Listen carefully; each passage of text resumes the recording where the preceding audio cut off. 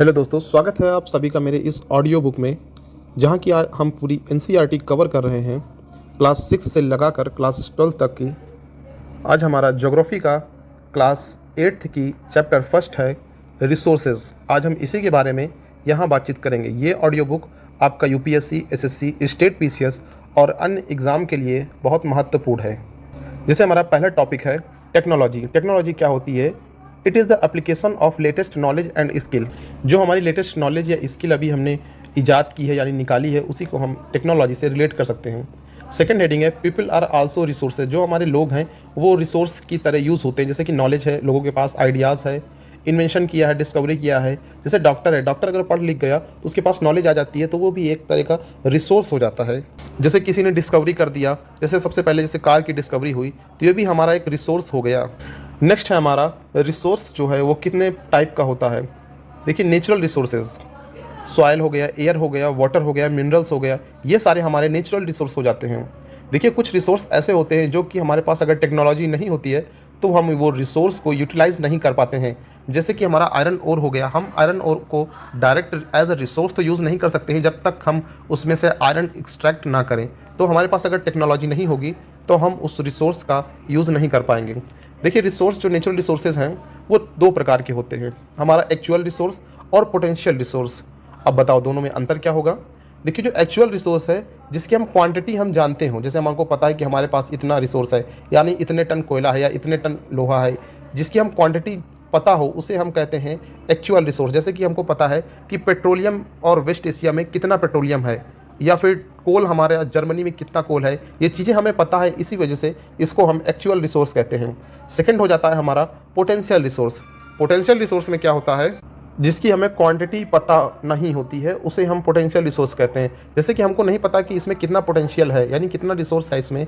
जैसे कि एग्जांपल में ले लेते हैं, यूरेनियम लद्दाख में निकला है। अभी हमको पता लगा है कि लद्दाख में कितना यूरेनियम है, लेकिन अभी ये नहीं पता हुआ है कि हमारे पास कितना यूरेनियम है, पोटेंशियल कितना है इसके पास, ये चीज़ नहीं पता, इसीलिए इसे हम पोटेंशियल रिसोर्सेज कहते हैं। नेक्स्ट है हमारा based on the origin of resource can be biotic and abiotic. हमारा देखो, बायोटिक रिसोर्स होता है और ए बायोटिक रिसोर्स होता है। बायोटिक रिसोर्स वो रिसोर्स होते हैं जो नॉन लिविंग थिंग्स से यानी बनते हैं। जैसे कि हो गया सॉइल हो गया, रॉक हो गया, मिनरल्स हो गए, ये सारे नॉन लिविंग थिंग्स से जो बनते हैं, इसे हम ए बायोटिक रिसोर्स कहते हैं। दूसरा आ जाता है हमारा बायोटिक रिसोर्स। बायोटिक रिसोर्स वो रिसोर्स होते हैं जो कि हमारे प्लांट हो गए या एनिमल यानी लिविंग थिंग्स से जो भी रिसोर्सेज बनते हैं वो हमारे हो जाते हैं बायोटिक रिसोर्सेज हो जाते हैं। नेक्स्ट है हमारा natural resource are renewable and non renewable resources. जो हमारे नेचुरल रिसोर्सेज हैं, कुछ रिन्यूएबल होते हैं, रिन्यूएबल यानी दोबारा हम इनको यूज़ कर सकते हैं, रीयूज़। कुछ होते हैं नॉन रिन्यूएबल, यानी ये एक बार यूज़ हो गए तो मिलियंस ऑफ ईयर्स लगते हैं ये रिसोर्स दोबारा उसी तरह बनने में।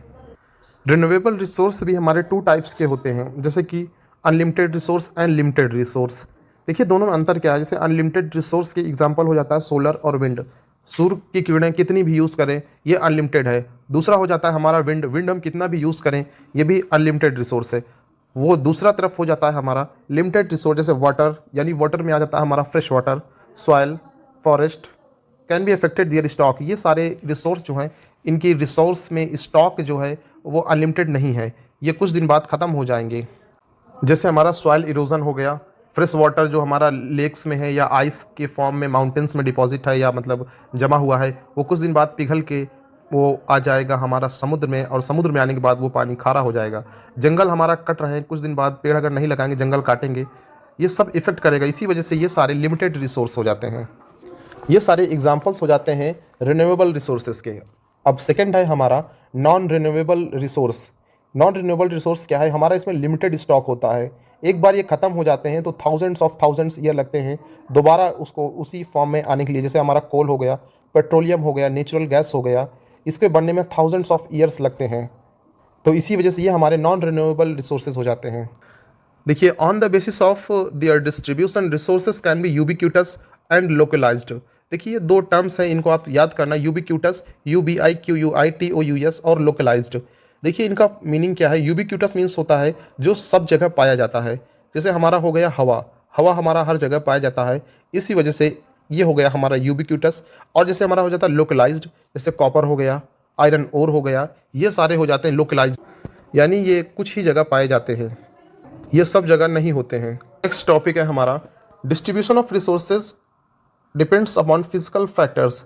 देखिए जो हमारा ये सारे नेचुरल रिसोर्सेज हैं ये कुछ फैक्टर्स पे डिपेंड करता है, जैसे कि हमारा होगा क्लाइमेट, जैसे होगा टेरेन TERRAIN इलाके, या एल्टीट्यूड। ये 3 चीज़ पे हमारा जो नेचुरल रिसोर्स है ये डिपेंड करता है। नेक्स्ट है हमारा ह्यूमन मेड रिसोर्सेज। देखिए नाम से ही आपको समझ में आ रहा है ह्यूमन मेड रिसोर्सेज। देखिए sometimes natural substance become resources when their original form has been changed. देखिए कभी कभी वो रिसोर्स हमारे यूज़ में तब आता है जब वो ओरिजिनल फॉर्म से अपना चेंज हो जाता है।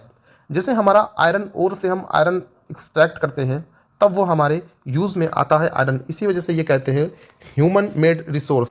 देखिए जैसे इसका एक एग्जांपल है, technology is also a human made resource. जो टेक्नोलॉजी है वो भी हमारे ह्यूमन मेड रिसोर्स में ही आती है। जैसे कि हमारा स्किल हो गया, नॉलेज हो गया, टेक्नोलॉजी हो गया, एजुकेशन हो गया, हेल्थ हो गया, ये सब ह्यूमन रिसोर्स के अंदर आते हैं।